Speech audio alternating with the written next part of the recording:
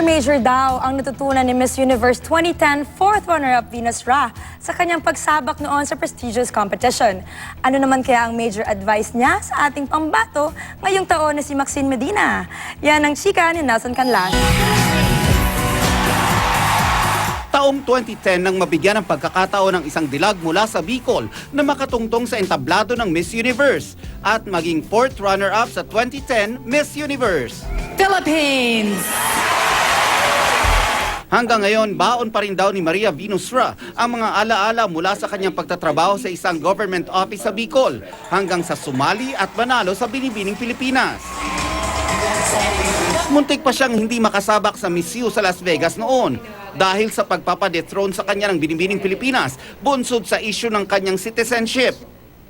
Pilipino man ang kanyang nanay, may problema raw sa kanyang birth certificate.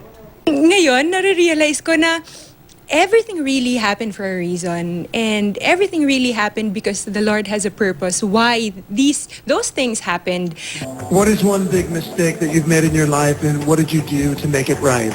Maging ang kanyang sagot sa question and answer portion ng Miss U, naging usap-usapan.